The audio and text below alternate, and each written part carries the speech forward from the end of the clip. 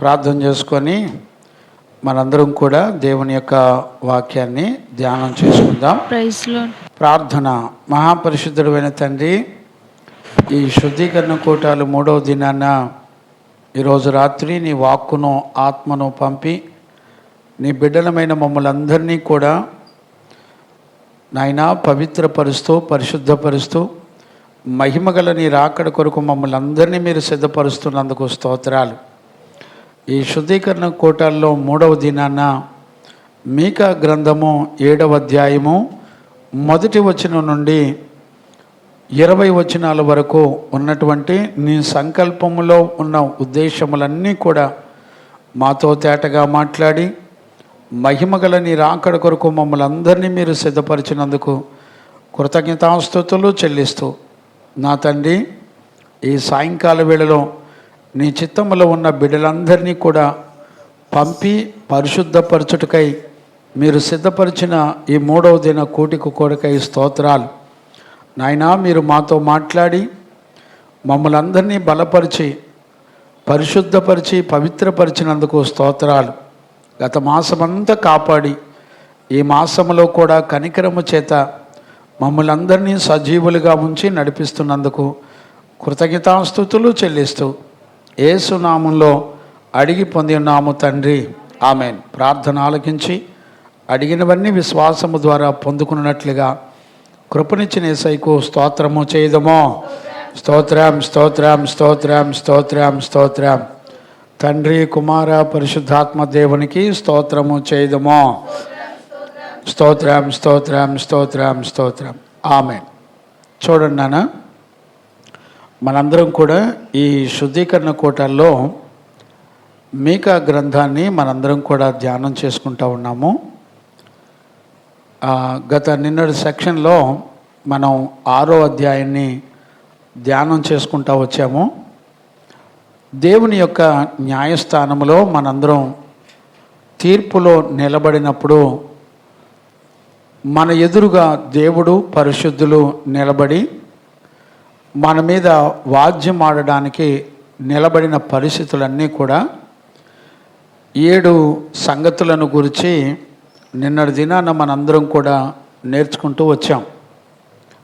ఒక మనిషి జీవితాన్ని దేవుడు గనుక నేరారోపణ మోపుతూ మనలను గనుక ప్రశ్నించడం మొదలుపెట్టి ఆయన వాద్యం ఆడడం మొదలుపెట్టినప్పుడు ఏం జరుగుతుందో మనం పరిశుద్ధ లేఖనాల్లో నిన్నటి దినాన చూస్తూ వచ్చాం.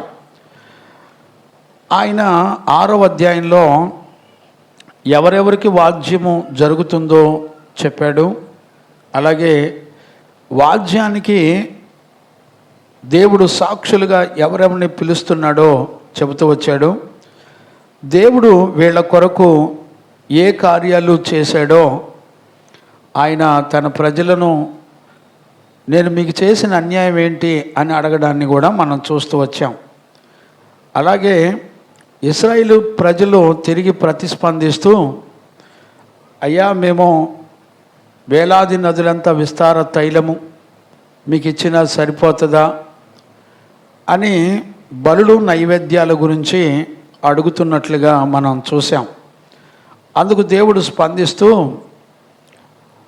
నా కనికరమును సమాధానమును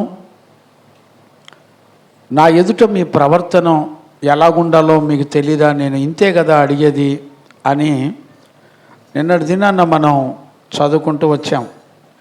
అలాగే దేవుడు వీళ్ళ జీవితాల నుంచి ఏం కోరుకుంటున్నాడో కూడా కనికరము, ప్రేమ, విశ్వాసము, ఆయన ఎదుట యథార్థంగా ప్రవర్తించటమే దేవుడు కోరుకునేది. ఆ విషయాలన్నీ కూడా మనం మీకా ప్రవక్త ద్వారా దేవుడు తన ప్రజలను దర్శించి మాట్లాడడాన్ని చూస్తూ వచ్చాం. అలాగే ఇశ్రాయేలు ప్రజల మీద వాళ్ళు చేస్తున్న తిరుగుబాట్లు, వాళ్ళ పాపాన్ని గురించి దేవాది దేవుడు నేరారోపణ చేస్తూ మాట్లాడాడు. 6వ అధ్యాయం 9 నుంచి 12 వచనాల వరకు. అలాగే ఇశ్రాయేలు ప్రజల మీద తీర్పు 6వ అధ్యాయం 13 నుంచి 15 వరకు ఆయన ఎలాగ తీర్పు తీర్చాడో అవన్నీ కూడా మనందరం చూస్తూ వచ్చాం. ఇది నిన్నటి దినాన మనం నేర్చుకున్నటువంటి విషయాలు. ఈరోజు ఒక చాలా ప్రాముఖ్యమైనటువంటి విషయాల్లోకి వచ్చాము. ఈ మీకా గ్రంథము 7వ అధ్యాయము ముగింపు అధ్యాయము 20 వచనాలు ఇందులో ఉన్నాయి. ఇందులో చాలా విశేషమైన పరిస్థితులు మనకి కనపడతాయి. ముఖ్యంగా 7 సంగతులు ఇందులో ఉన్నట్టుగా మనందరం కూడా పరిశుద్ధ లేఖనాల్లో మనం చూస్తున్నాం. 6వ అధ్యాయంలో 7 సంగతులు చూసాం. 7వ అధ్యాయంలో కూడా 7 సంగతులు ఇందులో రాయబడ్డాయి. ఆ సంగతులన్నీ కూడా మనం ఈరోజు చూసి నేర్చుకుంటున్నాం. దేవునికి మహిమ కలుగునగాక. Praise the Lord. చూడండి, ఇవన్నీ కూడా నేను ముందుగానే మీకు వివరంగా చెప్తాను. ఏ వచనాల్లో ఏ సంగతులు ఉన్నాయో, ఈ 7 సంగతులు ఏ వచనాల్లో ఉన్నాయో నేను జ్ఞాపకం చేసి చెప్తాను. జాగ్రత్తగా మనం అర్థం చేసుకుందాం. ఏ సంగతులు 7 సంగతులు ఎక్కడెక్కడ ఏ వచనాల్లో ఉన్నాయో చెప్పిన తర్వాత ఈ 7వ అధ్యాయం అంతట్లో ఏం జరుగుతుందో క్లుప్తంగా కొన్ని విషయాలు వివరంగా చెప్తాను. ఆ తర్వాత ఈ 20 వచనాల్లో ఉన్నటువంటి విషయాలన్నీ కూడా దేవుని సంకల్పంలో ఉన్న విషయాలన్నీ కూడా మనం నేర్చుకుందాం. దేవునికి మహిమ కలుగునగాక. ఇందులో 7 పాయింట్లు ఉన్నాయి. అందులో ప్రాముఖ్యంగా మీకా ప్రవక్త ఒక విలాపంతో దుఃఖంతో ఈ 7వ అధ్యాయం ప్రారంభించడాన్ని మనందరం కూడా చూడొచ్చు. 7వ అధ్యాయం మొదటి వచనం నుండి 6 వచనాల్లో మీకా తన సేవా జీవితంలో ఉన్నటువంటి దుఃఖాన్ని వెళ్ళబుచ్చడాన్ని మనందరం కూడా చూడొచ్చు. తర్వాత 7వ అధ్యాయము 7వ వచనం నుండి 10 వచనాల వరకు ఉన్నటువంటి వాటి వచనాల్లో మీకా ప్రవక్త మరలా ధైర్యం తెచ్చుకొని దేవుని యందు విశ్వాసం ఉంచి దేవుని తట్టు తిరగడాన్ని మనం చూడొచ్చు. అలాగే 7వ అధ్యాయం 11 నుంచి 13 వరకు పునరుద్ధరణ, అంటే తిరిగి మరలా వాళ్ళని ఇశ్రాయేలు ప్రజలను దేవుడు నూతన పరుస్తున్నటువంటి విషయాలు మనం చూడొచ్చు. అలాగే 7వ అధ్యాయం 14 వచనంలో మీకా ప్రవక్త ప్రార్థన చేయడాన్ని మనందరం కూడా చూడొచ్చు.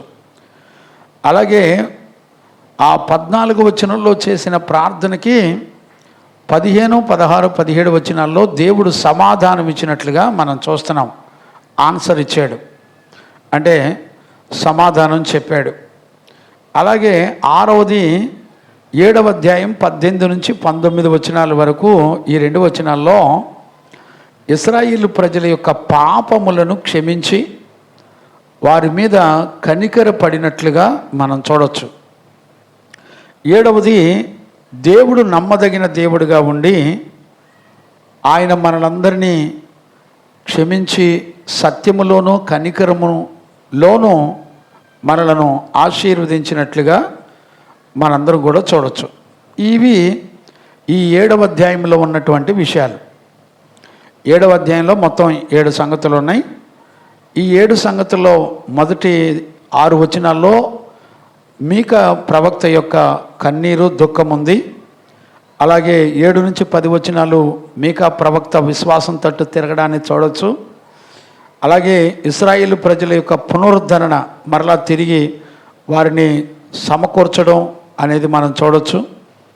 తర్వాత 14 వచనంలో ప్రార్థన, 15, 16, 17 వచనాల్లో 14 వచనంలో చేసిన ప్రార్థనకు దేవుడు జవాబు సమాధానం ఇస్తున్నాడు.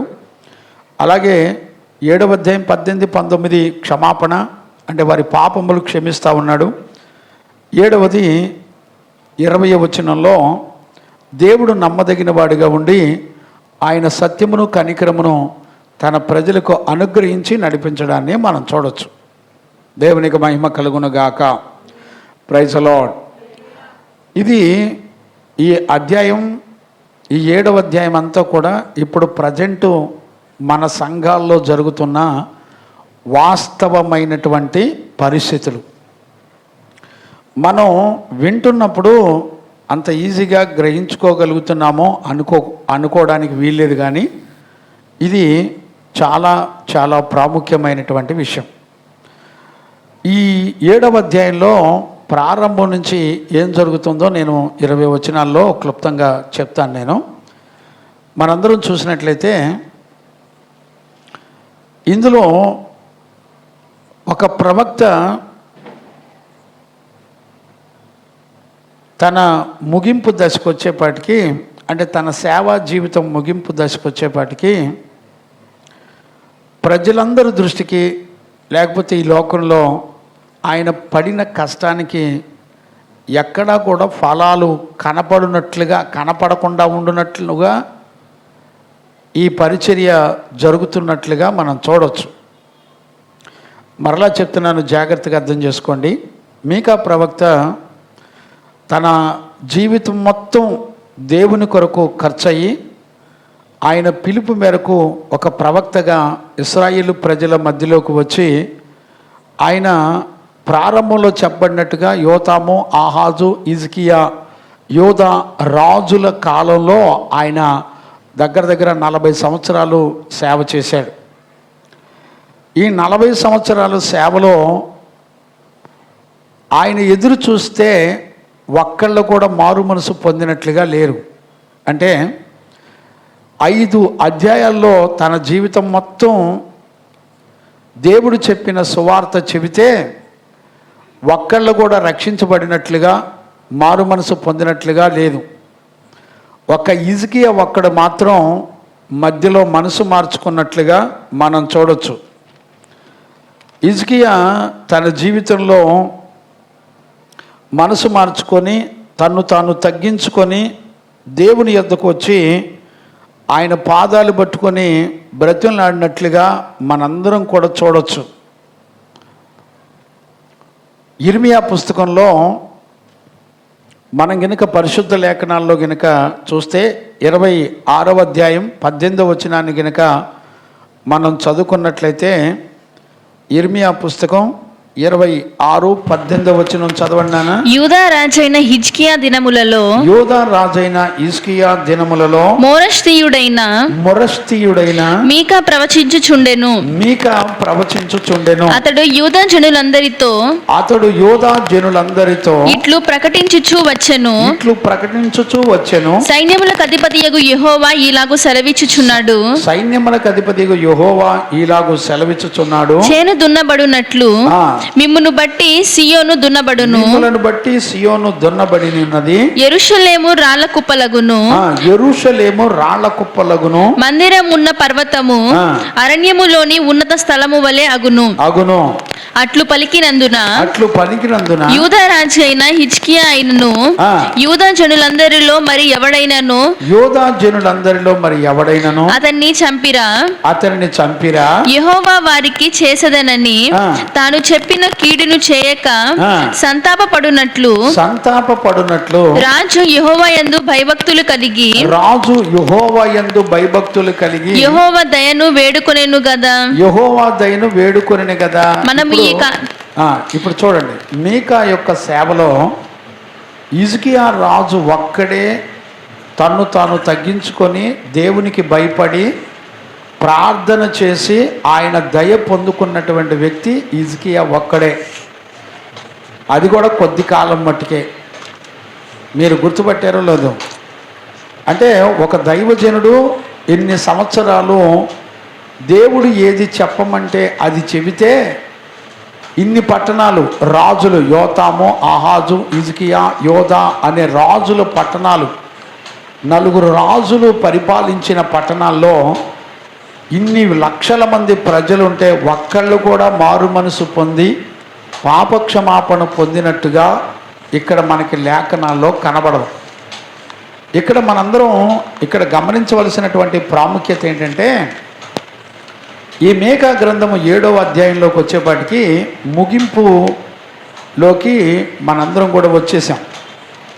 ఈ ముగింపులోకి వచ్చినప్పుడు మనకి అర్థమవుతున్నటువంటి విషయం ఏంటంటే, 7వ అధ్యాయము 1వ వచనాన్ని కనుక మనం చదువుకోగలిగితే, చదువునానా ఆ మాటలో 6 వచనాల వరకు మనం చదువుకోవచ్చు. వేసవి కాలపు పండ్లను ఏరుకొనిన తరువాతను. ఇప్పుడు చూడండి, వేసవి కాలపు పండ్లను ఏరుకొనిన తర్వాత అని ఉంది కదా, దానికి ముందల ఏముండాలంటే అయ్యో నాకు శ్రమ అని రాయబడి ఉంది. ఇంగ్లీష్లో కానీ ఇతర భాషల్లో కానీ ఈ మాట రాసి ఉంది. తెలుగులో అనువాదం జరిగినప్పుడు ఈ పదం మనకి ఇక్కడెక్కడ కూడా కనపడలా. వాస్తవానికి అయ్యో నాకు శ్రమ అని దైవజనుడైన మీకా దుఃఖముతో మాట్లాడడాన్ని మనందరం కూడా చూడొచ్చు. ఎందుకు దుఃఖంతో మాట్లాడుతూ వస్తున్నాడు అనంటే, దేవుడు చెప్పిన మాట ఏ మనుషుడు కూడా, ఏ అధికారి కానీ, ప్రవక్తలు ఉన్నారు, దైవజనులు ఉన్నారు, చూడండి యాజకులు ఉన్నారు, మందసం ఉంది, ప్రత్యక్ష గుడారం ఉంది, లేకపోతే దేవుని మందిరం ఉంది, బలులు నైవేద్యాలు అన్నీ జరుగుతూనే ఉన్నాయి. కానీ మీకా ప్రవక్త దేవుడు చెప్పమన్న విషయాలు చెప్పినందుకు ఒక్కళ్ళు కూడా దేవుని మాటకు భయపడినట్లుగా లేదు. జాగ్రత్తగా అర్థం చేసుకోండి. అంటే ఆ రోజున మీకా తన జీవితం మొత్తం త్యాగం చేసి దేవుడు చెప్పమన్న సువార్త ప్రకటిస్తే ఎంతమంది తన సేవలో సంఘంలో ఉన్నారంటే ఎవరు లేరు. రాయప్ప గారు ఎవరు లేరు. ఒక్క రాజు మాత్రం దేవునికి భయపడి బతుకు మార్చుకున్నాడు. ఇక నాకు తెలిసినంత వరకు ఇంతవరకు ఎవ్వరూ కూడా బ్రతుకు మార్చుకున్న వాళ్ళు ఎవరూ కనపడలే. అంటే ఆ రోజు మీకా ప్రవక్త 40 సంవత్సరాలు దగ్గర సువార్త సేవ చేస్తే, ప్రవక్తగా ఉండి దేవుడు చెప్పమన్న సంగతులు చెబితే ప్రజలకి ఎవ్వరూ కూడా ఆలకించలేదు, ఆయన మాటను లక్ష్యముంచలేదు, ఏమాత్రం కూడా ఆలోచించలేదు, దేవునికి భయపడలేదు, పశ్చాత్తాపడలేదు, బతుకు మార్చుకోవాలా. ఇప్పుడు ఒక ఆశ్చర్యకరమైన విషయం చెప్పనా, ఆ రోజున 4వ శతాబ్దంలో ఇంచుమించుగా సంఘములో ఇలాంటి పరిస్థితులే ఆ రోజున ఉన్నాయి, మీకా దర్శించిన కాలాల్లో ఉన్నాయి. ఇప్పుడు విశేషం ఏంటి చెప్పనా, నీతిమంతులైన దైవజనులు ఈ రోజున దేవుడు చెప్పమన్న వాక్యంలో ఉన్న విషయాలు చెబితే వచ్చేవాళ్ళు ఎవరు లేరండి. గమనించారా? మీరు కూడా ఎంతకాలం ఉంటారో కూడా తెలీదు. ఏ రోజు ఎవరు మానేస్తారో వెళ్ళిపోతారో కూడా తెలీదు. ఈ పరిస్థితులన్నీ ఆ రోజున మీకా ప్రయాసపడినప్పుడే ఉన్నాయండి. నేను ఒక విషయం చెప్పనా, మీకా నాకు అయ్యో ఎంత శ్రమ కలిగింది అని ప్రారంభిస్తూ ఆయన ఈ మాటలు చెప్తున్నాడు. 6 వచనాల్లో తన దుఃఖమంతా వెళ్ళబుచ్చుతున్నాడు. ఎందుకు వెళ్ళబుచ్చుతున్నాడో మనం ఇక్కడ పరిశుద్ధ గ్రంథంలో మనం చదువుకుంటూ వెళితే స్పష్టంగా మనందరికి కూడా అర్థమవుతుంది. ఇప్పుడు చదువునానా, అయ్యో నాకు శ్రమ. వేసవి కాలపు పండ్లను ఏరుకొనిన తరువాతను. వేసవి కాలపు పండ్లను ఏరుకొనిన తరువాతను. ద్రాక్ష పండ్ల పరిగె. ద్రాక్ష పండ్ల పరిగె ఏరుకొనిన తరువాతను ఎలాగుండును. నా స్థితి అలాగే ఉన్నది. ఇప్పుడు చూడండి, ఇప్పుడు మీకా ప్రవక్త పరిస్థితి ఎలాగుందో చెప్తున్నాడు. ఏమని చెప్తున్నాడు? కోతకాలం అయిపోయింది, కోతకాలంలో పండ్లన్నీ కోసేశారనుకోండి, వేసవి కాలపు ద్రాక్ష పండ్లు మొత్తం కోసేశారనుకోండి, కోసేసిన తర్వాత మరలా వెళ్ళి ఆ పండు, ఆ చెట్టు పండు ఏదైనా తినాలని ఆశ కలిగి వెళ్ళి ప్రవక్త వెళ్ళి చూస్తే అక్కడ ఆ కాయలన్నీ కోసేసిన తర్వాత మరలా కాయలు ఎందుకు ఉంటాయి చెట్టుకి? ఉండవు. అలాగైపోయిందంట. ఎవరి పరిస్థితి? దైవజనుడి పరిస్థితి. మీకా ప్రవక్త యొక్క పరిస్థితులు ఎలా అయిపోయినాయి అంటే, వేసవి కాలపు పండ్లు ఏరుకొనిన తర్వాత ద్రాక్ష పండ్ల పరిగేరటం అంటే ఏంటి? పరిగేరటం అంటే ఇదివరకు కోతలు కోసేటప్పుడు కొంత పరిగెను విడిచిపెట్టేవాళ్ళు. విడిచిపెట్టితే అనాథులైన వాళ్ళు, దిక్కులేని వాళ్ళు, దరిద్రులు వచ్చి ఆ పొలంలో విడిచిపెట్టిన ఆ పరిగెలన్నీ ఏరుకొని ఆ ధాన్యాన్ని వాళ్ళు ఆహారంగా తీసుకునేవాళ్ళు. ఇప్పుడు ఈ ప్రవక్త వెళ్ళి తినాలనిపించి వెళ్ళి ఆ చెట్లు దగ్గర కోతకాలం అయిపోయిన తర్వాత చూస్తే ఆకలి లేకపోతే తినాలనిపించి వెళ్ళినప్పుడు ప్రవక్త అతనికి ఏమీ దొరకలేదు. చూసారా, అలా అయిపోయిందంట. ఈరోజు రాత్రి మనందరం గమనించవలసింది ఏంటో చెప్పనా, దైవజనుడు దేవుడు కోరుకున్న ప్రకారంగా దైవజనుడు సువార్త ప్రకటించిన తర్వాత దేవుడు కోరుకున్న విధంగా బతుకు మార్చుకున్న వాళ్ళు ఒక్కళ్ళు కూడా కనపడరు. గమనించారా? అదే అబద్ధ బోధకుల దగ్గరికి చూడండి, కుప్పల జనం ఉంటారు. కానీ దేవుడు ఏది చెప్పమన్నాడో అది చెబితే మాత్రం ఎవ్వడో రాడండి. గమనించారా? ఈ యుద్ధం, ఈ భయంకరమైన పరిస్థితులు 4వ శతాబ్దంలోనే మీకా ప్రవక్త ప్రవచించేటప్పుడే జరుగుతున్నటువంటి పరిస్థితులు. అందుకనే ఈ 6 వచనాల్లో ఎందుకు మీకా ప్రవక్త దుఃఖంతో ఎందుకు బాధపడుతున్నాడో చెప్పడం జరిగింది.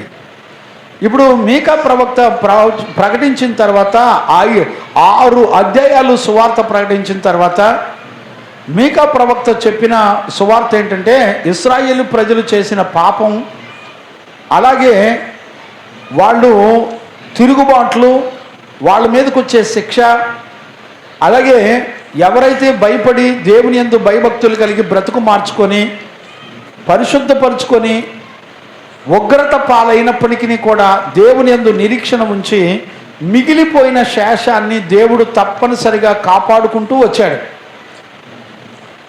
ఇక్కడ మనందరికీ అర్థం కావాల్సింది ఏంటంటే, ఇప్పుడు మీకా ప్రవక్త చూసినప్పుడు అసలు ఎవ్వరూ కనపడతలేదంట. ఇప్పుడు చూడండి, మొదటి వచనంలో మాట్లాడిన మాటకి 2వ వచనంలో చెప్తున్నాడు ఆన్సర్, వివరంగా చెప్తున్నాడు. అంటే మొదటి వచనంలో ద్రాక్ష పండ్ల గెలలు అని మాట్లాడాడు. అలాగే ద్రాక్ష గెలలు ఒకటి లేకపోయేను, నా ప్రాణమునకు ఇష్టమైన ఒక క్రొత్త అంజూరపు పండైనను, నా ప్రాణమునకు ఇష్టమైన ఒక్క క్రొత్త అంజూరపు పండైనను లేకపోయేను. చూడండి, కనీసం కొత్త పండు చిన్నదన్న ఒక్కటి కూడా కనపడలేదంట మీకా ప్రవక్తకి. అంటే దాని అర్థం ఏంటంటే, ప్రవక్త వెళ్ళి చెట్ల కింద కూర్చొని కాయలు అంజూరపు పండ్లు ఉన్నాయా లేదా, ద్రాక్ష గెలలు ఉన్నాయా లేదా చూడడానికి కాదు. దాని అర్థం ఏంటో 2వ వచనంలో చెప్తున్నాడు. ఆ మాటలు చదువునానా? 2వ వచనంలో, భక్తుడు దేశములో లేకపోయేను. ఇప్పుడు దాని అర్థం ఏంటి? మొదటి వచనంలో జరుగుతున్నటువంటి విషయానికి అర్థం ఏంటో చెప్తున్నాడు. 2వ వచనంలో ఏమని చెప్తున్నాడంటే, భక్తుడు దేశములో లేకపోయేను, జనులలో యథార్థపరుడు ఒకడును లేడు. జనులలో యథార్థపరుడు ఒక్కడు కూడా లేడంట. అందరూ నీతిమంతుడైన దైవజనుడు దేవుడు చెప్పిన ప్రకారంగా సువార్త ప్రకటించినప్పుడు దేవుడు కోరుకున్న ప్రకారంగా రక్షించబడి బ్రతుకు మార్చుకున్న ఒక్క యథార్థవంతుడు లేడు, భక్తిపరుడు కూడా లేడు అని రాశాం. ఇప్పుడు భక్తి అంటే ఏంటి? భక్తి అంటే దేవుని కన్నుల ఎదుట తన జీవితమును కనపరుచుకుంటూ దేవుని యందు భయభక్తులు కలిగి దేవుడు కోరుకున్న పరిశుద్ధ జీవితమును కొనసాగిస్తూ ప్రభు రాకడ కొరకు సిద్ధపడేవాడే భక్తి కలిగినటువంటి వాడు. ఇప్పుడు దేవుడు కోరుకున్న భక్తి కలిగిన వాళ్ళు ఎక్కడా లేరంట, ఒక్కడు కూడా లేడంట. దేశం మొత్తం ఎతికినా కూడా ఒక్కడు కూడా లేడంట. ఇప్పుడు విషయం ఏంటో చెప్పనా? ఇప్పుడు మనందరికీ అర్థం కావాలి. అంటే ప్రజలు ఇవాళ రోజున ఎలా నటిస్తున్నారో చూడండి. అంటే సంఘాలు ఉన్నాయి, సేవకులు ఉన్నారు, పాస్టర్లు ఉన్నారు, వాయిద్యాలు ఉన్నాయి, పాటలు పాడుతున్నారు, ప్రసంగాలు చేస్తున్నారు, అన్ని పరిస్థితులు బాగానే ఉన్నాయి. కానీ విషయం ఏంటంటే, వాక్య ప్రకారంగా జీవించేవాళ్ళు, దేవునికి భయపడి పరిశుద్ధ జీవితాన్ని కొనసాగించేవాళ్ళు ఒక్కళ్ళు కూడా కనపడతల్లా ప్రవక్తకి. అంటే నీతిమంతులైన ప్రవక్తలకి, దైవజనులకి బతుకు మార్చుకున్న వాళ్ళు ఒక్కళ్ళు కూడా కనపడతల్లా. భక్తి కలిగినోడు ఒక్కడు కూడా కనపడతల్లా.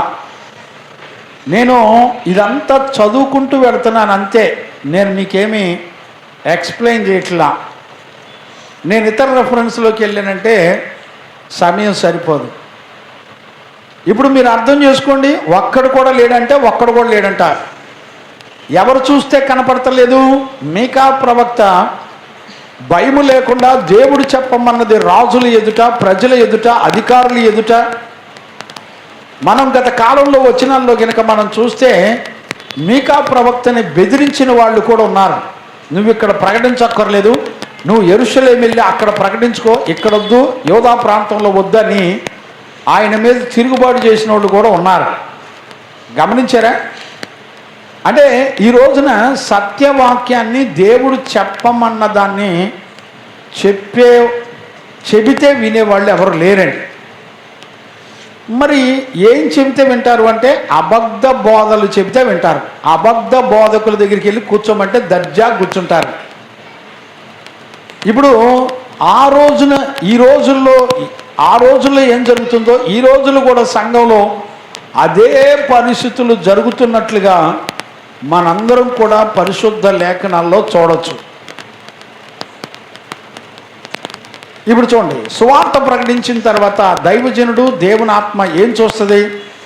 ప్రజలు తమ తప్పును దిద్దుకొని బ్రతుకు మార్చుకోవడమే చూసింది. మంచి ఫలాలు రావాలని ఆ యజమానుడు తోట వేస్తాడు. కానీ తోట వేసినప్పుడు ఆ యజమానుడు ఎంతో కష్టపడతాడు. కానీ తీరా చూస్తే ఫలాలు లేవనుకోండి, ఏంటి పరిస్థితి? ఇప్పుడు యెషయా పుస్తకంలో కనుక మనందరం చదువుకుంటే, చదవండి నాన్న. యెషయా పుస్తకం 5వ అధ్యాయం 1 నుంచి 7 వచనాల వరకు టకటకటక చదువునానా. నా ప్రియుని గూర్చి పాడెదను వినుడి. యెషయా పుస్తకం 5వ అధ్యాయం 1 నుంచి 7 వచనాలు. నా ప్రియుని గురించి పాడెదను నేను వినండి. అతని ద్రాక్ష తోటను బట్టి నాకు ఇష్టడైన వాని గూర్చి పాడెదను వినుడి. నాకు ఇష్టడైన వారిని గురించి పాడెదను వినండి. సత్వ భూమి గల కొండ మీద నా ప్రియునికి ఒక ద్రాక్ష తోట ఉండెను. ఆయన దానిని బాగుగా త్రవ్వి రాళ్లను ఏరి, రాళ్ళన్నీ కూడా ఏరి అందులో శ్రేష్టమైన ద్రాక్ష తీగలను నాటెను. దాని మధ్యను బురుజు ఒకటి వేయించి ద్రాక్ష తొట్టిని తొలిపించెను. ద్రాక్ష పండ్లు ఫలించవలెనని ఎదురు చూచుచుండెను గాని. దైవజనుడు సువార్త ప్రకటించేటప్పుడు దైవజనుడికి ఉన్న ఆశ ఏంటో తెలిసిన? దేవుని వాక్యాన్ని విని మనందరం కూడా తప్పు దిద్దుకొని పరిశుద్ధపరుచుకొని నూరంతలుగా ఫలించాలని ఎదురు చూస్తూ ఉండాలి. ఇది దైవజనుడు, వ్యవసాయకుడు, ప్రవక్తలు, నీతిమంతులు, పరిశుద్ధులు కోరుకునేటువంటి జీవితం సంఘం పట్ల. అయితే ఏం జరిగింది ఇక్కడ? చదువునాను. అది ద్రాక్ష పండ్లు ఫలింపవలెనని ఎదురు చూచుచుండెను గాని అది కారు ద్రాక్షలు కాచెను. కావున యెరూషలేము నివాసులారా, యూదా వారలారా, నా ద్రాక్ష తోట విషయము నాకు న్యాయము తీర్చుము. తీర్చవలెను. నిన్నటి దినాన మనం ఆల్రెడీ చదువుకున్నాం. దేవునికి మహిమ కలుగును గాక. Amen. Praise the Lord. Hallelujah. నిన్నటి దినాన మనం ఏం చదువుకున్నాం?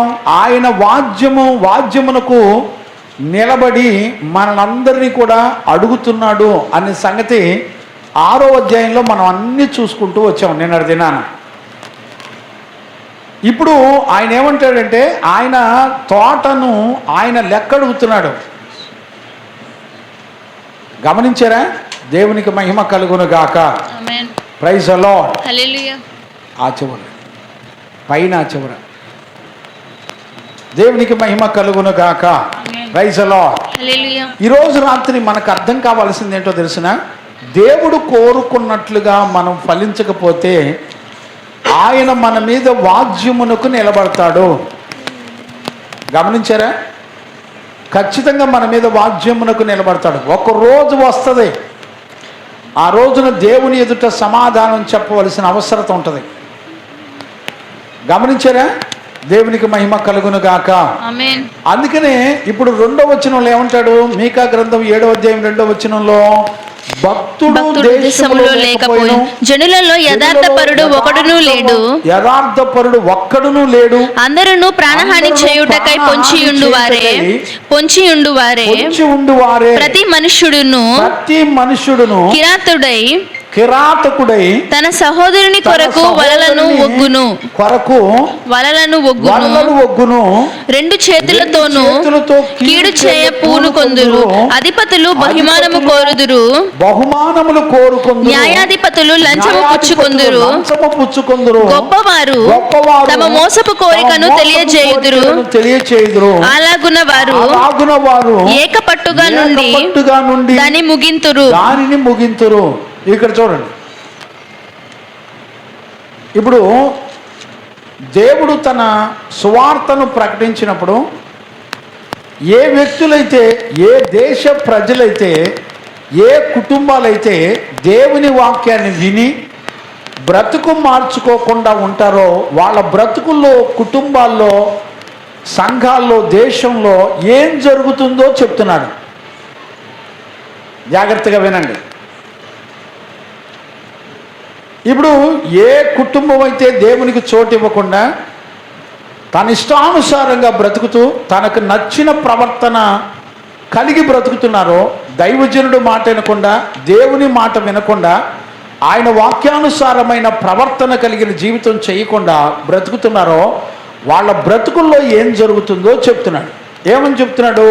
యథార్థపరుడు లేడు, భక్తి కలిగినడు ఒక్కడు కూడా లేడు, అందరూ ప్రాణహాని చేయుటకై పొంచి ఉండువారే. చూడండి, నిర్దాక్షిణ్యంగా తోటి వారిని, తన సొంత సహోదరులను కూడా చంపటానికి వెనకాడరంట. ప్రాణాన్ని తీసివేయడానికి ఏమాత్రం వెనకాడరు. చూడండి,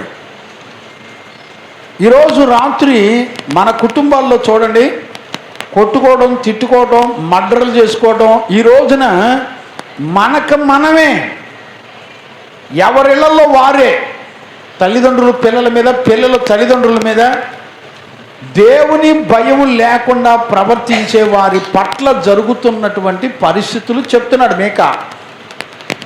ఇప్పుడు చూడండి, ప్రతి ఇంట్లో భక్తి కలిగిన వాళ్ళు ఉన్నారు, ప్రార్థనకి వెళ్తున్నాం అంటున్నారు, మందిరానికి ఏదో ఒక మందిరానికి వెళ్తున్నారు అని చెప్పుకుంటూనే ఉన్నారు, ఏదో ఒక మందిరానికి పరిచర్యలు చేస్తున్నాము, మేము మా కుటుంబం మందిరానికి వెళ్తున్నాం, భర్త ఒక మందిరం, భార్య ఒక మందిరం, పిల్లలు ఒక మందిరం, ఎవరిష్టం వచ్చినట్టు వాళ్ళు వెళ్తున్నారు. విషయం ఏంటి చెప్పనా? ఒక ఇంటిలోనే అందరూ ఒకరినొకరు, చూడండి, అందరూ అని అంటే అర్థం ఏంటి? ఒకళ్ళకి తెలియకుండా ఒకళ్ళు చంపుకోవడానికి, ప్రాణానికి హాని కలగజేయడానికి ఏమాత్రం వెనకాడరంట. అంటే ఇప్పుడు ఏం జరుగుతుంది? ఒకే కుటుంబంలో ప్రేమ ఆప్యాయతలు తగ్గిపోతాయి. మీరు గమనిస్తున్నారా? ఎవరికి ఎవరు ఒకళ్ళకి తెలియకుండా ఒకళ్ళ ఇంటిలోనే, అన్నకు తెలియకుండా తమ్ముడు, తమ్ముడికి తెలియకుండా అన్న, అక్కకు తెలియకుండా చెల్లి, చెల్లికి తెలియకుండా అక్క, ఒకళ్ళొకళ్ళు నాశనాన్ని కోరుకొని బ్రతుకుతూ ఉంటారు. మా అన్నయ్య పలానా రోజు వస్తే మా అన్నయ్య పలానా చోట దొరుకుతాడు, వాడిని చంపేయండి. ఇప్పుడు ఎందుకు? అన్నను చచ్చిపోతే అన్న ఆస్తిని కూడా మిగతా అన్నదమ్ములు పంచుకునడానికి.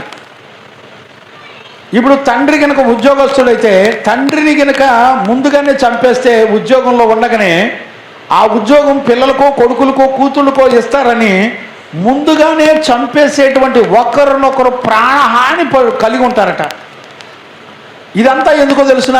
దేవునికి తన కుటుంబంలో కానీ, తన జీవితంలో కానీ, తన పట్టణంలో కానీ, తన గ్రామంలో కానీ, తన దేశంలో కానీ దేవునికి చోటు ఇయ్యకపోతే, దేవుని ప్రవక్తల యొక్క మాట వినకపోతే కుటుంబాల్లో జరిగే పరిస్థితులవే. ఈ రోజుల్లో చాలా మందికి అర్థం కావట్లా. ప్రతి మనుషుడు కిరాతకుడై తన సహోదరుల కొరకు వలలు ఒగ్గుతూ ఉంటారంట. ఎక్కడ చిక్కించుకుందామని ఒక్కింటిలో వాళ్ళే, చూడండి, సొంత రక్త సంబంధులే. గమనించారా?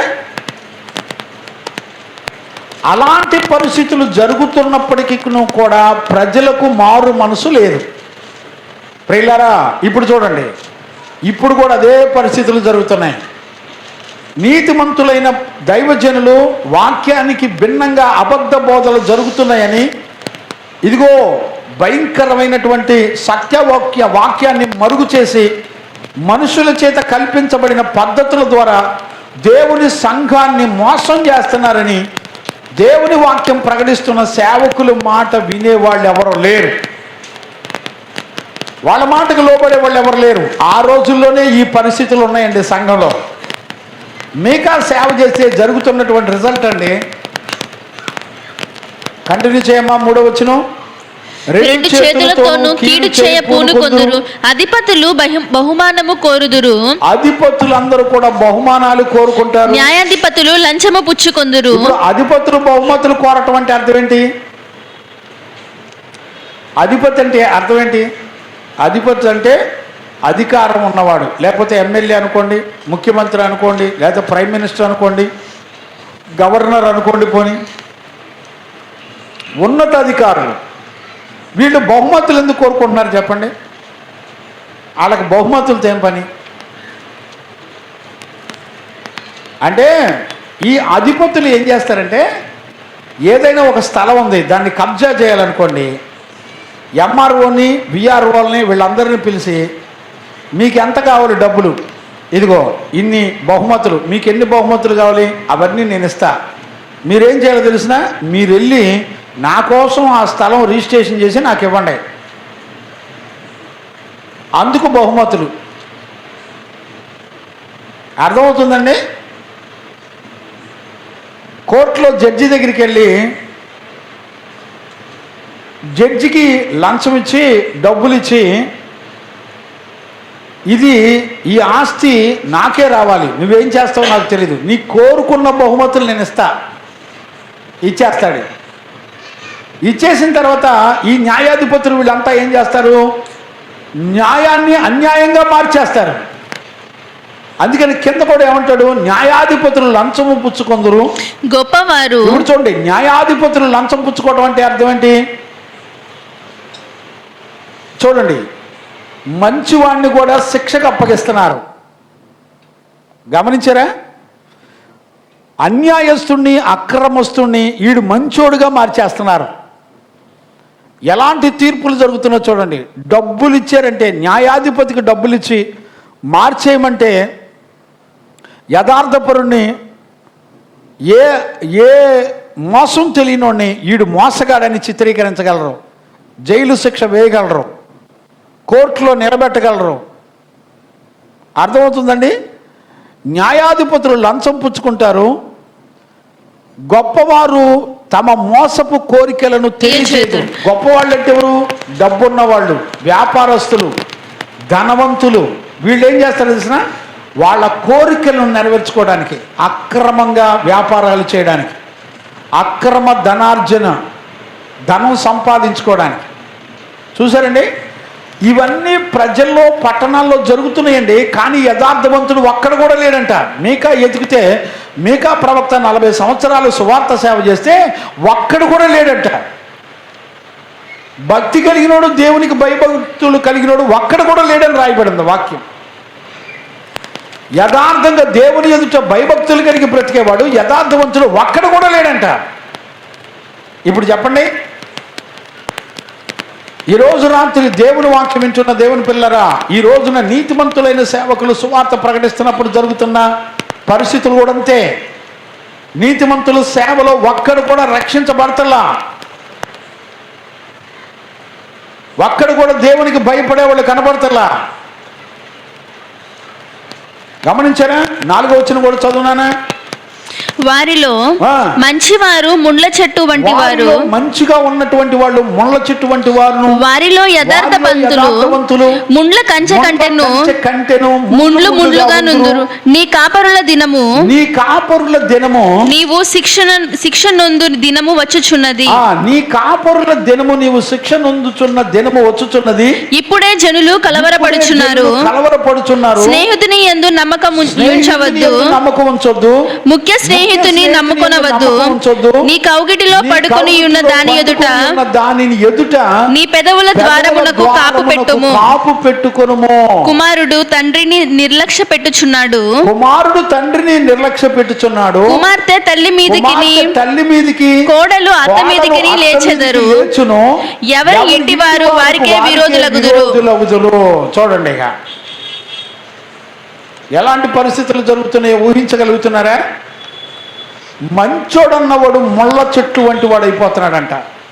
యథార్థవంతుడురా, కొద్దో గొప్ప మంచోడురా అనుకున్న వాళ్ళు ముళ్ళ కంచెల కంటే దారుణంగా ఉంటున్నారంట. కాపురులు వారి యొక్క దినము వచ్చుతున్నది, వారు శిక్ష నొందేటువంటి దినం వచ్చింది. ఈ అబద్ధ బోధకులందరికీ శిక్షా కాలం కూడా వచ్చేసింది. ఇప్పుడు జనులందరూ కలవరపడుతున్నారు. ఎంత భక్తి చేసినా కుటుంబంలో శాంతి సమాధానం ఉండట్లా.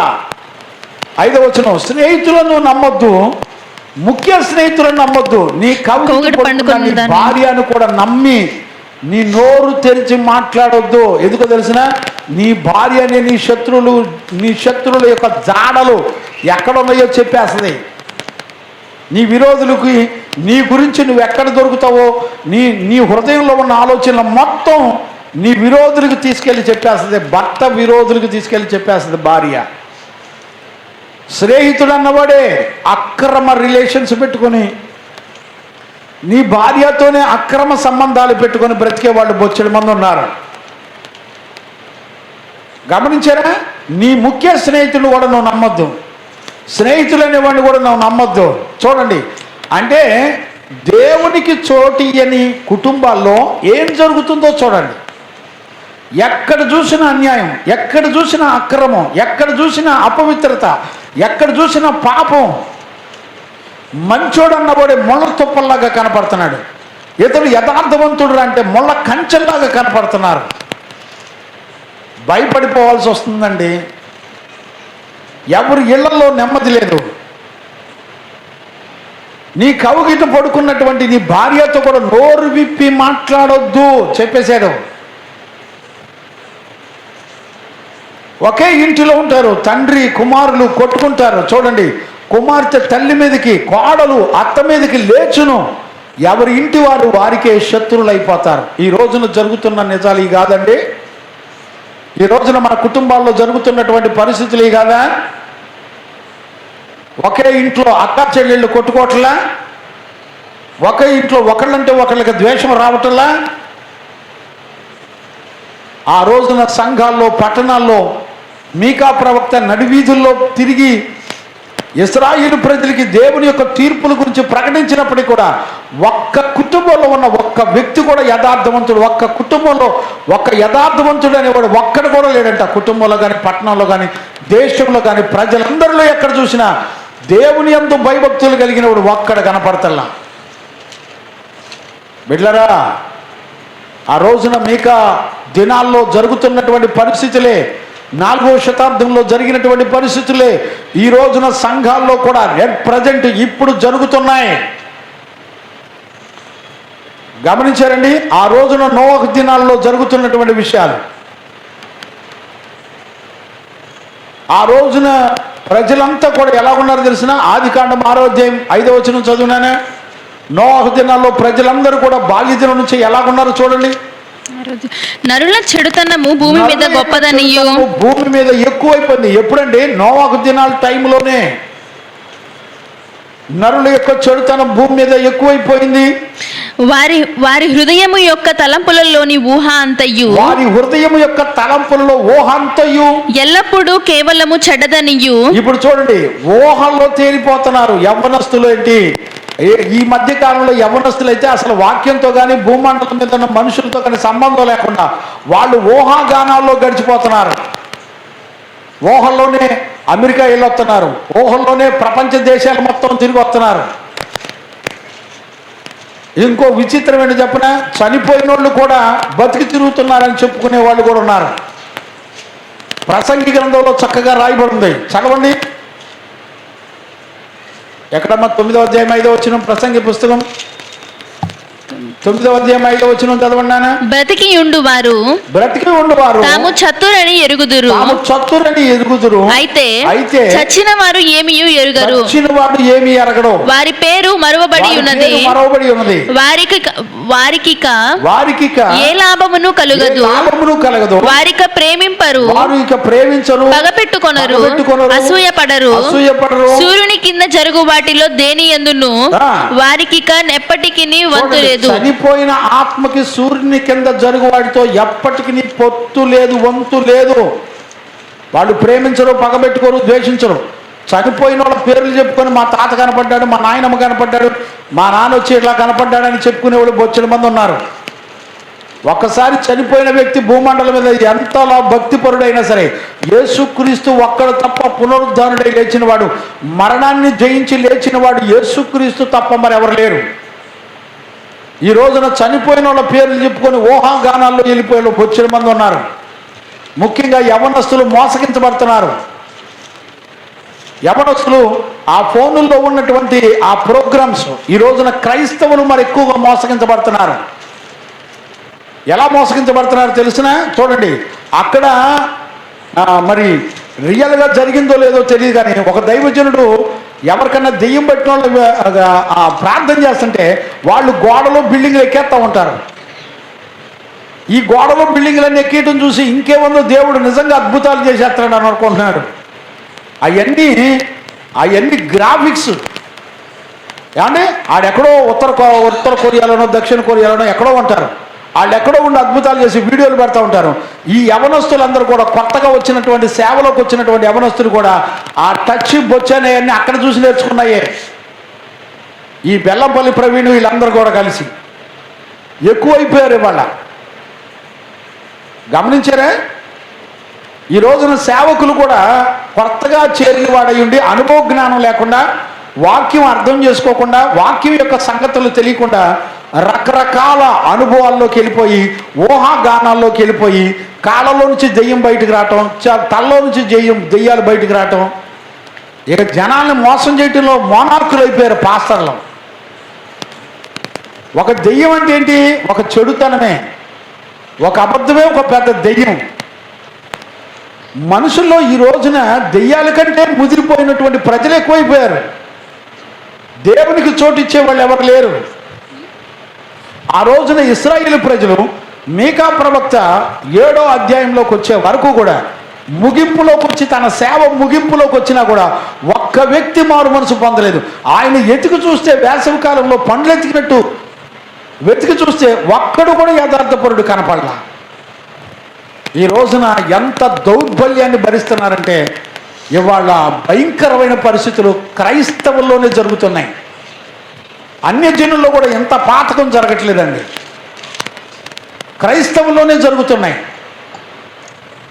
ఈరోజు రాత్రి దేవుని వాక్యం వింటున్న దేవుని పిల్లరా, ఈరోజు మనందరం కూడా గమనించవలసింది ఏంటంటే, కుమారుడు తండ్రిని నిర్లక్ష్యం పెట్టినట్లు కుమార్తె తల్లి మీదకి, కోడలు అత్త మీదకి లేచుదురు, ఎవరి ఇంటి వారు వారికే విరోధులగుదురు. చూడండి, మారు మనసు లేనోడు ఇంట్లో ఉంటే ఇల్లంతా గందరగోళం అనే, దేవుని భయం లేకుండా ఉండేవాళ్ళు, దేవునికి చోటు ఇయ్యని కుటుంబాల్లో పరిస్థితులు ఇంతే ఉంటాయండి. ఇక్కడ వరకు మీకా ప్రవక్త దుఃఖంతో ఏడవడాన్ని మనం చూడొచ్చు. 7వ వచనం నుంచి చదవన్నాను. 7వ వచనంలో అయినను మీకా ప్రవక్త మరలా ఆ ఏడుపులో దుఃఖంలో ఉండకుండా తన స్థితిని, విశ్వాసాన్ని కాపాడుకుంటూ దేవుని వైపే చూడడాన్ని మనం చూడొచ్చు. 7వ వచనం నుంచి 10వ వచనం వరకు చదువుకోవచ్చు. చదువునా? అయినను యెహోవా కొరకు నేను ఎదురు చూచెదను. మీకా ఉన్న స్థితిలోనే ఉండకుండా ఏం చేస్తున్నాడో తెలిసిన? మీకా ప్రభువును బట్టి ధైర్యం తెచ్చుకుంటున్నాడు. దేవునికి మహిమ కలుగును గాక. Praise the Lord. ఇప్పుడు చూడండి ఏమన్నాడు చూడండి మీకా ప్రవక్త, ఆయనను యెహోవా కొరకు నేను ఎదురు చూచెదను, రక్షణకర్తయగు నా దేవుని కొరకు నేను కనిపెట్టుకొని ఉందును, నా దేవుడు నా ప్రార్థన ఆలకించును, నా శత్రువా. ఇప్పుడు చూడండి ఎంత చక్కటి ఇది. ఈ అధ్యాయంలో ఈ 7వ వచనం చాలా హైలైట్ వర్డ్. నేనేమంటానంటే, మీకా ప్రవక్త 40 సంవత్సరాలు సేవ చేసిన ఒక్క ఫలం కూడా కనపడలా. ఎతికి చూసుకుంటే ఒక్క ఫలం కనపడలా. ఒక్కడ కూడా మారు మనసు పొందినోడు లేడు. ఒక హిజ్కియా రాజు కొద్ది కాలం మాత్రం మనసు మార్చుకొని తగ్గించుకొని బతికాడు. ఇక అది తప్ప తన సేవ జీవితంలో ఒక్క ఫలం కూడా కనపడలా. అయితే విషయం ఏంటి చెప్పనా, దైవజనుడు ఏమన్నా లేకపోయినా నేనును నా ఇంటి వారు యెహోవాను ఆశ్రయిస్తామన్నట్టుగా, ఆరాధించు స్తుతిస్తామన్నట్టుగా ఇప్పుడు మీకా ప్రవక్త దేవుని బట్టి ధైర్యం తెచ్చుకుంటున్నాడు. చూడండి, ఒక్క ఫలం కూడా కనబడకపోతే నేనైతే గుండె పగిలి చచ్చిపోతానండి, ఏం డౌట్ లేదు. ప్రాణం పోతుంది ఆ స్థితి. ఎందుకంటే దైవజనుడు దేని కొరకు కష్టపడతాడంటే దేవుని చిత్తము ద్వారా కొన్ని ఆత్మలను రక్షించి దేవుని రాజ్యం కొరకు సిద్ధపడడానికి కష్టపడినప్పుడు ఒక్కడ కూడా మారు మనసు పొందకపోతే ఎంత దుఃఖం ఉంటుంది చెప్పండి. ఈ రోజుల్లో కూడా అదే జరుగుతున్నాయండి. ఇప్పుడు మీకా ఏమంటాడంటే దేవుని వైపు చూడడం మొదలుపెట్టాడు. యెహోవా కొరకు నేను ఎదురు చూస్తాను, నా రక్షణకర్తయ్యకు దేవుని కొరకు నేను కనిపెట్టుకుని ఉందును, నా దేవుడు నా ప్రార్థన ఆలకిస్తాడు. చూడండి, చాలామంది శ్రమలో నిట్టూర్పులో ప్రార్థన చెయ్యాలని అనిపించదండి, దేవుని బతిని ఆడాలని అనిపించదు. కానీ మీకా ధైర్యం తెచ్చుకొని దేవుని తట్టు తిరిగి మొరపెట్టడం స్టార్ట్ చేశాడు. ఈ రోజున నేను చెప్పిన ఏ స్థితిలో నువ్వు ఉన్నా నువ్వు గనక మొరపెట్టడం ప్రారంభించు, దేవుడిని ప్రార్థన ఆలకిస్తాడు. దేవుడు ఒక దైవజనుడు కోరుకున్నది అతని కొరకు చేయగలడు. ఈరోజు రాత్రి ఒక విశేషం ఏంటి చెప్పనా, మీకా ప్రవక్త తన ప్రజల కొరకు, ఇశ్రాయేలు ప్రజల కొరకు తన పాపంగా భావించి పాపాలు ఒప్పుకున్నాడండి. దైవజనుడైన మీకా వస్త్రాలు చించుకొని ఏడ్చిన సంఘటనలు కూడా ఉన్నాయి. మీరు చూడండి, మొదటి అధ్యాయంలో, మీకా పుస్తకం మొదటి అధ్యాయంలో 8వ వచనం అనుకుంటే చదువునానా. దీనిని చూచి నేను కేకలు వేయుచు ప్రలాపించుచున్నాను, ఏమీయూ లేకుండా దిగంబరినై నక్కలు అరుచుచున్నాను, నిప్పుకోడి మూలుగునట్లు మూలుగుచున్నాను. దేవుని ప్రజల మీదకి వచ్చేటువంటి ఉగ్రతను గురించి దేవుడు చెప్పినట్టు చేస్తాడని ప్రవక్త అయిన మీకా నమ్మాడు. ఈ ప్రవక్త అయిన మీకా నమ్మినప్పుడు దేవుడు చెప్పినట్టుగా తీర్పు తీరుస్తాడు, ఆయన చెప్పినట్టుగా ఉగ్రత మన మీదకి వస్తుందని ప్రవక్త గుర్తుపట్టి ఏడుస్తున్నాడు. అయ్యా, నా ప్రజలను క్షమించు.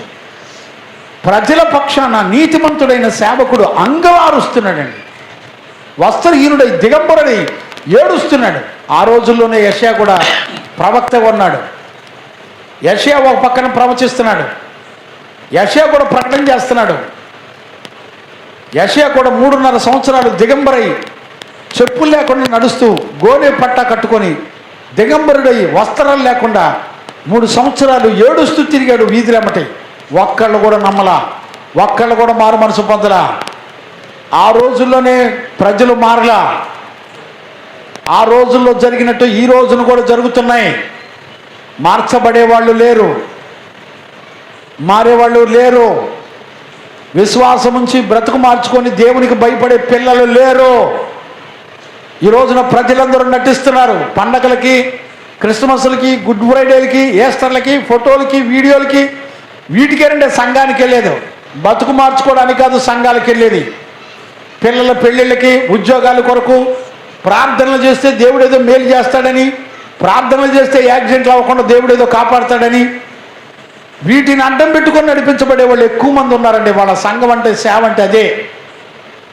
ఈ రోజున దేవునికి భయపడి ప్రవక్త చెప్పినట్టుగా ఇదిగో దేవుని తన ఉగ్రత మన మీద కుమ్మరిస్తాడు అని ప్రవక్త ఏడ్చి మొత్తుకుంటున్నా కూడా వినేవాడు ఎవరు లేడు.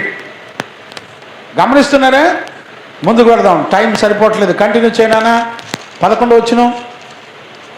8.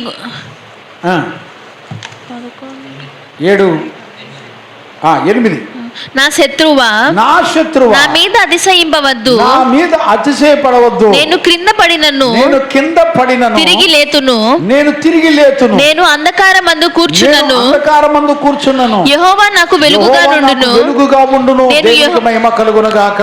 ఆమేన్. గమనించారా? మీకాకి ఎంత ధైర్యమో చూడండి. నా శత్రువా, నా మీద నువ్వు అతిశయపడద్దు, అంటే అర్థం ఏంటి? ఇప్పుడు దేవుడు ఇశ్రాయేలు ప్రజలు మాట్లాడినప్పుడు వాళ్ళ మీదకి దేవుని ఉగ్రతను తీసుకొచ్చినప్పుడు శత్రువుల చేతికి ఇశ్రాయేలు ప్రజలను అప్పగించినప్పుడు శత్రువా నువ్వు అతిశయపడమాక అంటున్నాడు మీకా. ఎందుకని? నేను ఒకవేళ ఈ రోజున కింద పడవచ్చు, కానీ ఒక రోజున దేవుడు లేపుతాడు. అంధకారంలో నేను కూర్చున్నా, దేవుడు ఒక రోజున వెలుగుగా నాకు ఉండి, అంధకారంలో వెలుగుగా ఉండి ఆయన ప్రకాశిస్తాడు. యెహోవా నాకు వెలుగుగా నుండు, నేను యెహోవా దృష్టికి పాపము చేసి తిని గనుక ఆయన నా పక్షమున వాద్యమాడి నా పక్షమున న్యాయము తీర్చు వరకు పర్యంతము నేను ఆయన కోపాగ్నిని సహింతును. కోపాగ్నిని సహింతును. మీకా ఒప్పుకుంటున్నాడు ఏమని? ప్రభువా, ఒకవేళ నేను పాపం చేసినప్పుడు నీ కోపం నా మీదకి వస్తుంది, కానీ నీ ఉగ్రతను అనుభవిస్తూనే మేము శ్రమ పడుతున్నాం. కానీ ఒక రోజున నీవు మమ్ములను లేవనెత్తగలిగినటువంటి దేవుడు ఆయన నా పక్షమున వ్యాజ్యమాడి నా పక్షముగా వ్యాజ్యమాడి నా పక్షమున న్యాయము తీర్చు వరకు పక్షముగా న్యాయము తీర్చు దేవుడవు నీవే. నేను ఆయన కోపాగ్నిని సహింతును. నేను ఆయన కోపాగ్నిని సహింతును. ఆయన నన్ను వెలుగులోనికి రప్పించును. ఆయన నీతిని నేను చూసేదను. చూడండి, ఒక రోజున దేవుడు తన వెలుగులోనికి నన్ను తీసుకుని వస్తాడు. ఆయన నీతిని ఒక రోజున నా జీవితంలో స్థిరపరుస్తాడు. నా శత్రువు దాని చూచును. నా శత్రువు దానిని చూచును. నీ దేవుడైన యెహోవా ఎక్కడని నాతో అనినది అవమానము నొందును. అది నా కండ్లకు అగపడు. వచ్చి వీళ్ళందరినీ ఇశ్రాయేలు ప్రజలను బానిసలుగా తీసుకెళ్లిపోయిన తర్వాత నీ దేవుడు ఎక్కడున్నాడు రా అని చెప్పి ఎగతాళి చేసినప్పుడు దేవుడు అంటాడు, ఇప్పుడు శత్రువులకు విరోధైపోయి దేవుడు ఏమంటాడు చూడండి, దేవుడైన యెహోవా ఎక్కడున్నాడని నాతో అనినది అవమానమునందును. అది నా కళ్ళకు అగపడును. ఇప్పుడు అది వీధిలోనున్న బురద వలె త్రొక్కబడును. ఇప్పుడు చూడండి, ఏ శత్రువులైతే ఇశ్రాయేలు ప్రజల్ని బానిసలుగా చేసుకుని ఇబ్బంది పెడుతున్నారో, నీ దేవుడు ఎక్కడని ఎగతాళి చేశారో, దేవుడే వాళ్ళకు విరోధి అయిపోయి ఏమంటున్నాడు తెలిసిన? శత్రువులందరినీ బురద గినక తొక్కినట్టు తొక్కేస్తానన్నాడు. గమనించారండి? ఇప్పుడు చూడండి, ఒక నీతిమంతుడైన మీకా తన విశ్వాసాన్ని ఎలా కనపరుస్తున్నాడు చూడండి. దేవుడు ఒక రోజున తన ప్రజలను జ్ఞాపకం చేసుకుంటాడు. ఒక రోజున ఏ శత్రువు చేతికి అప్పగించాడో అదే శత్రువులతో దేవుడు యుద్ధం చేసి ఇశ్రాయేలు ప్రజలకు దేవుడు చక్కటి జయ జీవితం ఇస్తాడని, చీకటి అంధకారంలో ఉన్నా కూడా దేవుడు ఖచ్చితంగా వెలిగిస్తాడని చూడండి. ఒక విశ్వాసపు చూపు, ఒక విశ్వాసపు మాట, ఒక నీతిమంతుడైన సేవకుడు విశ్వాసంతో పలుకుతున్నాడండి ఆ మాటలు. విశేషం ఏంటో తెలిసిన? తన సేవకుడు పలికిన మాటలు ప్రతి దానికి దేవుడు ఆన్సర్ ఇచ్చాడండి. దేవుడు ఇశ్రాయేలు ప్రజల పాపములు క్షమించాడు, వాళ్ళని ఆశీర్వదించి దీవించాడు. మీరు కంటిన్యూ చేయండి. 11వ వచనం నుంచి 13 వరకు చూడనా? నీ గోడలు మరలా కట్టించు దినము వచ్చుచున్నది. చూడండి, ప్రవక్త అయిన మీకాతో దేవుడు ఆన్సర్ ఇస్తున్నాడు. నీ గోడలు తిరిగి మరలా కట్టబడుతున్నాయి. అప్పుడు నీ సరిహద్దు విశాలపరచబడును. ఇప్పుడు చూడండి, ఇప్పుడు ప్రజెంట్ ఇది ఇంకా జరగలా. ఇశ్రాయేలు దేశం దాని సరిహద్దులు విశాలపరచబడతాయి, ఇంకా జరగలా. రేపు ప్రభు రాకడి కంటే ముందల జరుగుతుంది. ఇప్పుడు రేపు భవిష్యత్తులో ఈ వచనం జరగబోతుంది. ఇంకా మీకా ప్రవచించిన ప్రవచనం ఇది ఇంకా నెరవేరలా. ఎందుకంటే ఇప్పుడున్న సరిహద్దుల్లోనే ఉన్నారు. రేపు ఇశ్రాయేలు ప్రజల యొక్క సరిహద్దులు, వారి యొక్క పట్టణం విస్తరించుద్ది. చదువున్నాను, కంటిన్యూ చేయి. ఆ దినమందు అష్షూరు దేశము నుండి ఐగుప్తు దేశపు పట్టణముల నుండి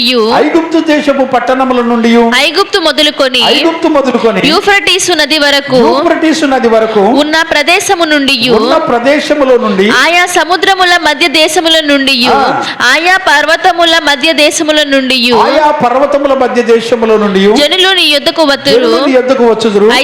అయితే దేశ నివాసులు చేసిన క్రియలను బట్టి దేశము పాడగును. ఆ దేశము పాడగును. ఏ దేశంలో ఉన్న ప్రజలు దేవుని మాటకు లోబడరో ఆ దేశాలన్నిటినీ కూడా ఏ ఇశ్రాయేలు ప్రజల మీదకి లేచిన దేశాలన్నిటిని కూడా నాశనం చేసేస్తాడు రేపు భవిష్యత్తులో. వారి భవిష్యత్తులో ఇంచుమించు కువైట్ నుంచి ఐగుప్తు వరకు, ఇంచుమించు ఈ సముద్రం నుంచి ఆ సముద్రం వరకు వాళ్ళ ఆ ఇశ్రాయేలు దేశం యొక్క సరిహద్దులు విస్తరిస్తాయి. ఇది రేపు భవిష్యత్తులో జరగబోయేటువంటి విషయం. 14వ వచనంలోకి వచ్చేప్పటికి మీకా ప్రవక్త ప్రార్థన చేస్తున్నాడు. చూడండి ఏమని ప్రార్థన చేస్తున్నాడు. నీ చేతికర్ర తీసుకొని నీ జనులను కర్మెలునకు చేరిన అడవిలో ప్రత్యేకముగా నివసించు, అడవిలో ప్రత్యేకముగా నివసించు, నీ స్వాస్యపు వారిని మేపుము. భాషానులలోను గిలాదులోను వారు పూర్వకాలమున మేసినట్టు మేపుదువు. ఐగుప్తు దేశములో నుండి నీవు వచ్చినప్పుడు చాలు. 14వ వచనంలో నాయనా గత కాలంలో ఇశ్రాయేలు ప్రజలను నువ్వు ఎలా పోషించి కాపాడి రక్షించావో సేమ్ అలాగే చెయ్యయ్యా అని ప్రార్థన చేశాడు. వెంటనే 15వ వచనం నుంచి ఆన్సర్ ఇస్తున్నాడు దేవుడు. ఐగుప్తు దేశంలో నుండి నీవు వచ్చినప్పుడు జరిగినట్టుగా నేను జనులకు అద్భుతములను కనుపరుతును. అన్యజనులు అది చూచి తమకు కలిగిన బలమంతా కొంచెమేనని సిగ్గుపడి నోరు మూసుకొందురు. వారి చెవులు చెవుడెక్కిపోవును. సర్పములాగున వారు నన్ను నాకుదురు, వారు మన్ను నాకుదురు. భూమి మీద ప్రాకు పురుగు వలె తమ ఇరుపులలో నుండి వణుకుచు ప్రాకివత్తురు. మన దేవుడైన యెహోవా యొద్దకు భయపడుచు వత్తురు. నిన్ను బట్టి భయము నొందుదురు. చూడండి, మిగతా ప్రపంచ దేశాలు మొత్తం ఇశ్రాయేలీల దేవుడు వారి పక్షాన యుద్ధాలు చేసి జయమిస్తున్నాడని గడగడ వణికిపోతారట. గమనించారా? 18-19లో చూడనా, తన స్వాస్యములో శేషించిన వారి దోషమును పరిహరించి. చూడండి ఆయన ఎంత కనికరం కలిగిన దేవుడు. చూడండి, మీకా ప్రవక్త మొరపెట్టడం మొదలుపెట్టినప్పుడు ఆయన ప్రార్థన ఆలకించి మరలా శేషించిన వాళ్ళందరినీ మరలా తీసుకొని ఏం చేస్తున్నాడు తెలిసిన, వారి పాపములను క్షమించి వారు చేసిన అతిక్రమముల విషయమై వారిని క్షమించు దేవుడవైన నీతో సముడైన దేవుడున్నాడా. చూడండి, పాపములను క్షమించి పవిత్రపరచగలిగిన దేవుడు, నీతో సముడైన దేవుడు ఇంకెవరన్నా ఉన్నాడా? ఈ పాపములు క్షమించిన దేవుడు ఎవరండి? యెహోవానా, యేసుక్రీస్తా? ఇవాళ రోజున భూమండలం మీద దుర్బోధకులు ఎక్కువైపోయారు. యెహోవాయే దేవుడు అంటారు. పాపములు క్షమించింది ఎవరు? యేసుక్రీస్తు. ఆయన కనికరము చూపుట యందు సంతోషించువాడు గనుక నిరంతరము కోపము ముంచడు. ఆయన మరల మన యందు జాలిపడును, మన దోషములను అణిచివేయును. వారి పాపములన్నిటినీ సముద్రపు అగాధములలో నీవు పడవేతువు. పూర్వకాలమున నీవు మా పితరులైన అబ్రహాము యాకోబులకు ప్రమాణము చేసిన సత్యమును కనికరమును నీవు అనుగ్రహింతువు. ఇప్పుడు చెప్పండి, ఏమన్నా అర్థమైందండి? మీకా ప్రవక్త తిరిగి మనసు మార్చుకొని ధైర్యం తెచ్చుకొని ప్రభు దగ్గరికి వెళ్ళి పాదాలు పట్టుకొని, అయ్యా చీకటిలో కూడా నువ్వు వెలుగు పుట్టించే దేవుడు అని బతిమలాడడం మొదలు పెడితే మీకా ప్రవక్తకు దేవుడు ఆన్సర్ ఇచ్చి చెప్తున్నాడు, నేను మిగిలిపోయిన శేషాన్ని నేను కాపాడుకుంటాను. మీకా చూడండి, నేనేమంటానంటే దేవుడు మరలా ప్రజలను కనికరించడానికి ఒక దైవజనుడు ఎంత అవసరమో గుర్తుపట్టారండి. ఒక నీతిమంతుడైన సేవకుడు ఎంత అవసరమో గుర్తుపట్టారా? పడిపోయినా శ్రమ కలుగుతున్నా ఉన్న స్థితిలోనే ఉండకుండా మరలా ధైర్యం తెచ్చుకొని ప్రభువును బట్టి మాదిరి చూపించేది ఎవరో తెలిసినా మన కొరకు నియమించిన నీతిమంతుడైన సేవకుడండి. ఎన్ని శ్రమలు జరుగుతున్నా మరలా దేవుని దగ్గరికి వెళ్ళి బతిలాడి, అయ్యా నా ప్రజలను నన్ను నా పాపముగా భావించి క్షమించు అని బ్రతిలాడుకున్నాడండి. అంధకారంలోకి వెళ్ళిపోయిన దేవుడు అంధకారంలో వెలిగివ్వగలడని బతిలాడుకున్నాడు. ఈ రోజున ఎలాంటి ప్రవక్తలు ఉంటారండి, ఎలాంటి సేవకులు ఉన్నారండి? మాట వినని ప్రజల కొరకు తన పాపంగా భావించి నా పాపం క్షమించు, నాకు చీకటిలో వెలుగు ప్రకాశించినట్లుగా అయ్యా నువ్వు చీకటిలో ఉన్న వారికి వెలుగునిచ్చే దేవుడవయ్యా, నీవుగాక ఎవ్వరు లేరయ్యా, కనికరించే దేవుడు, క్షమాపణ ఇచ్చే దేవుడు, నువ్వుగాక ఎవరు లేరని బ్రతిలాడుకునే కాపరులు ఈ రోజున ఉంటే ఖచ్చితంగా శేషముగా మిగిలిన వారినైనా దేవుడు కనికరించి కాపాడగలడండి. ఈరోజు రాత్రి దేవుని వాక్యం వింటున్న దేవుని పిల్లారా, ఈ రోజున 7వ అధ్యాయంలో ఉన్నదంతా ఊరికే చదివించి చెప్పానండి.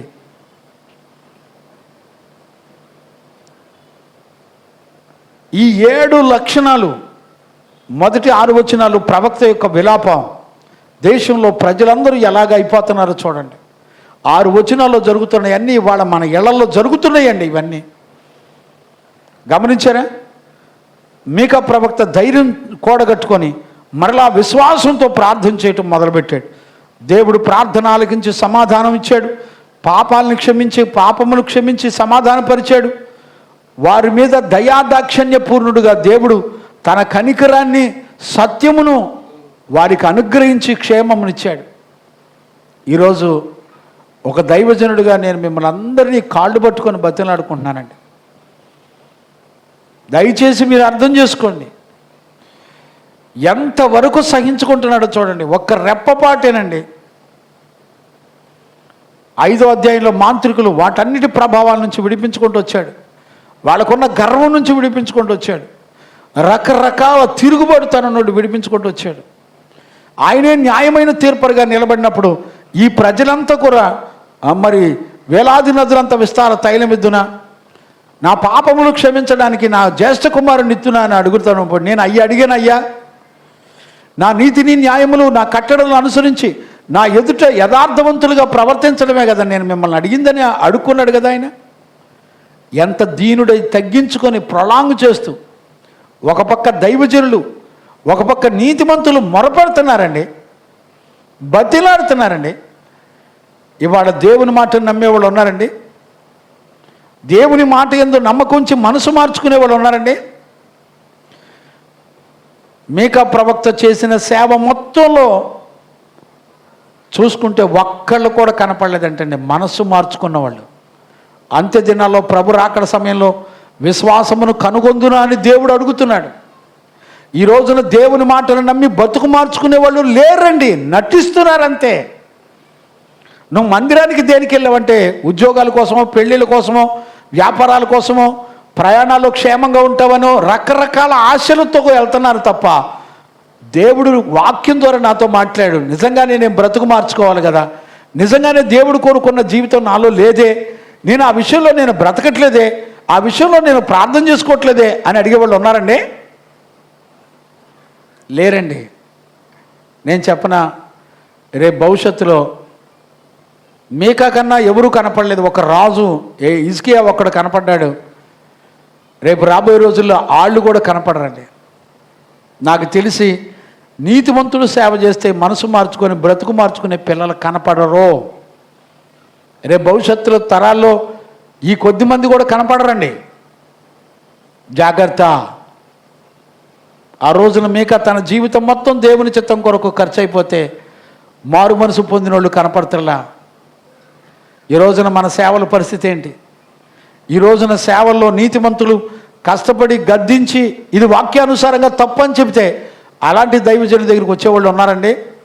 ఈ రోజున అబద్ధ బోధలు చేస్తూ ప్రజలను మోసం చేస్తూ వాళ్ళ డబ్బులని దోచుకుని ఆస్తులను సంపాదించుకునే పాస్టర్ల దగ్గరికి కుప్పలు వెళ్ళి కూర్చుంటున్నారండి ప్రజలు.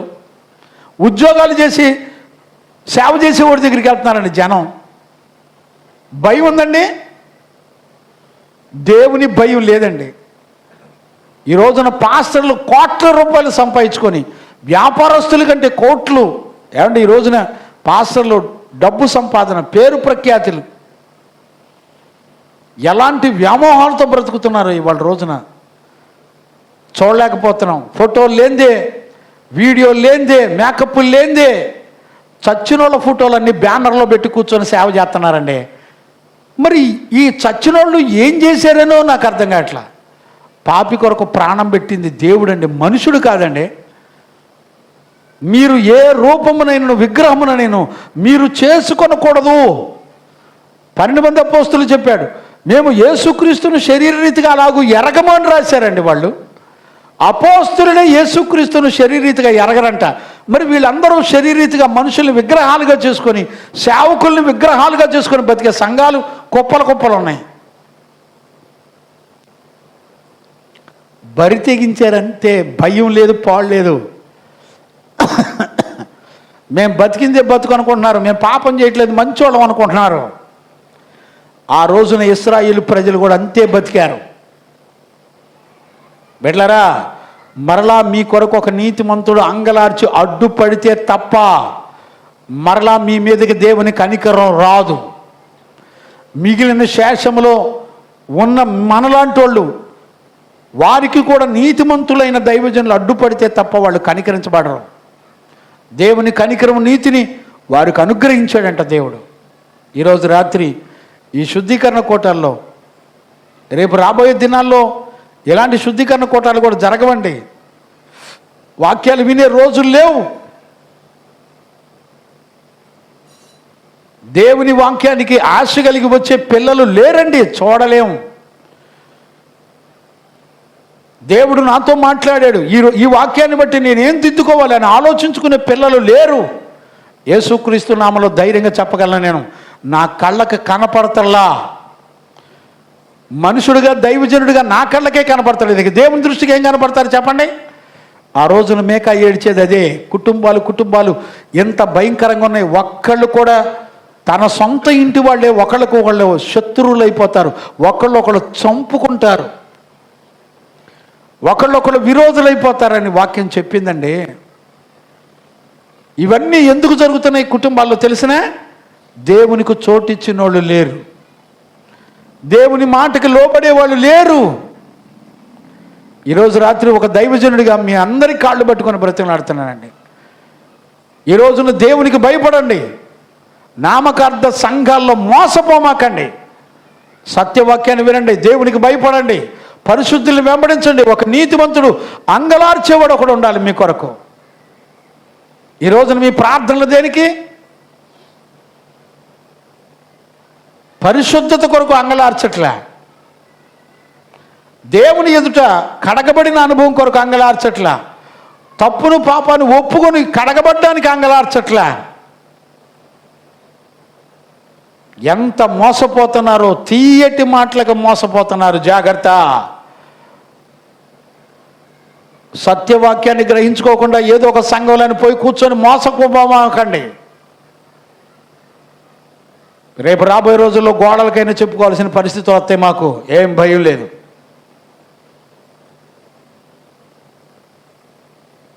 దిద్దుకోకపోతే ఉపయోగం ఏం లేదు.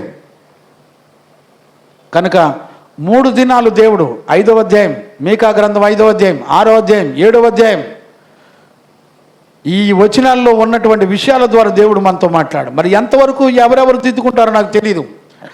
పశ్చాత్తాపడేవాళ్ళు లేరు, మారు మనసు పొందేవాళ్ళు లేరు.